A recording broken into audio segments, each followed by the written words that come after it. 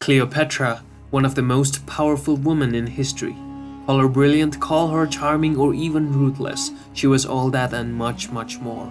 She was a woman of surpassing beauty and undeniably one of the most controversial yet powerful monarchs of ancient Egypt. Even today, over 2,000 years after her death, Cleopatra remains one of history's most intriguing and memorable women. She maintained Egypt's independence until her dying breath by allying herself with some of her most powerful enemies. She actively influenced the Roman politics at a crucial period. For all these reasons, she is remembered as one of the most alluring leaders in the pages of history. Today we have 10 things about Cleopatra that you must know. In number 1 we have Cleopatra was not Egyptian. While Cleopatra was born in Egypt, she traced her family origins to Macedonian Greece and Ptolemy I, who was one of the generals of Alexander the Great. Ptolemy took the reins of Egypt after Alexander's death in 323 BC, and he launched a dynasty of Greek-speaking rulers that lasted for nearly 3 centuries. Despite not being ethnically Egyptian, Cleopatra embraced many of her country's ancient customs and was the first member of the Ptolemaic line to learn the Egyptian language. In number 2 we have, she was the product of incest. Like many royal houses, members of the Ptolemaic dynasty often married within the family to preserve the purity of their bloodline. More than a dozen of Cleopatra's ancestors tied the knot with cousins or siblings, and it's likely that their own parents were brother and sister.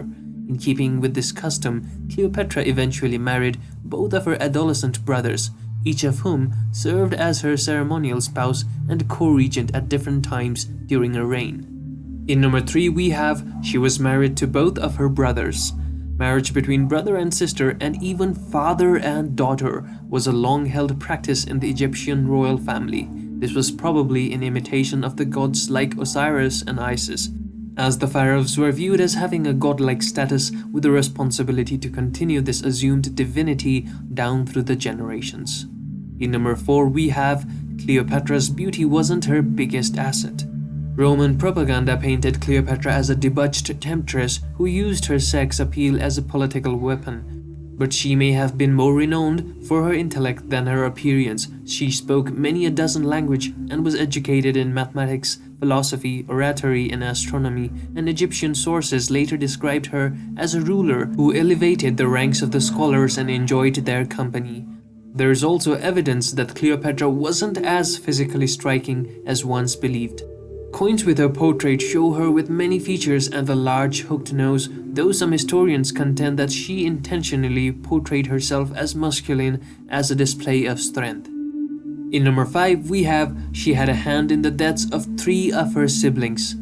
Power grabs and murder plots were as much a Ptolemaic tradition as family marriages, and Cleopatra and her brothers and sisters were no different.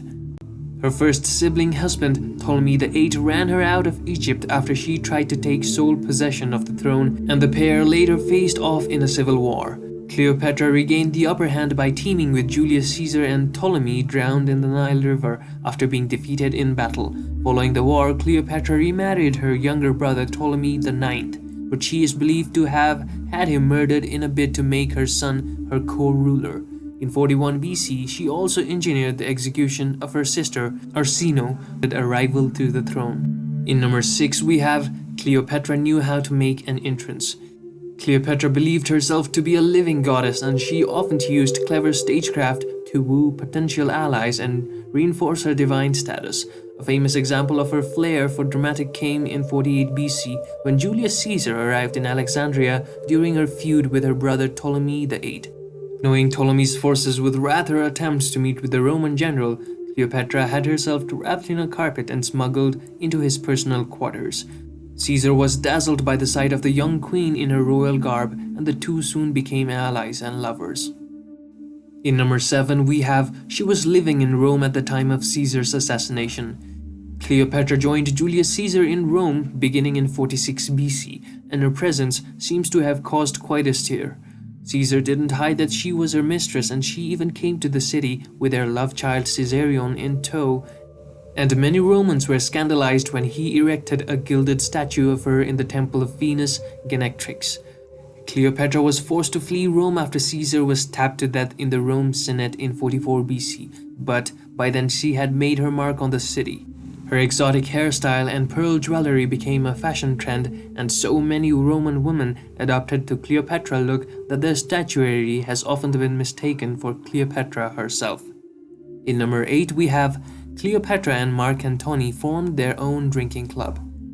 Cleopatra first began her legendary love affair with Roman general Mark Antony in 41 BC. Their relationship had a political component. Cleopatra needed Antony to protect her crown and maintain Egypt's independence, while Antony needed access to Egypt's riches and resources, but they were also famously fond of each other's company. According to ancient sources, they spent the winter of 41 to 40 BC living together a life of leisure and excess in Egypt, and they even formed their own drinking society known as Inimitable Livers. She led a fleet in naval battle.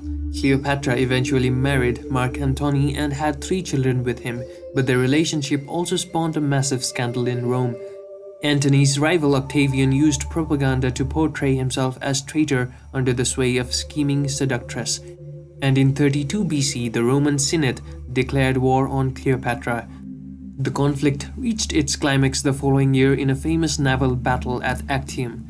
Cleopatra personally led several dozen Egyptian warships into the fray alongside Antony's fleet, but they were no match for Octavian's navy. The battle soon devolved into a rout, and Cleopatra and Antony were forced to break through the Roman line and flee to Egypt. In number 10 we have Cleopatra may have died from an asp bite. Cleopatra and Antony famously took their own lives in 30 BC after Octavian's forces pursued them to Alexandria. While Antony is said to have fatally stabbed himself in the stomach, Cleopatra's method of suicide is less certain. Legend has it that she died by inciting an asp, most likely a viper or an Egyptian cobra, to bite her arm. Well, that is all for 10 things about Cleopatra that you must know. Thank you for watching this video and have a great day.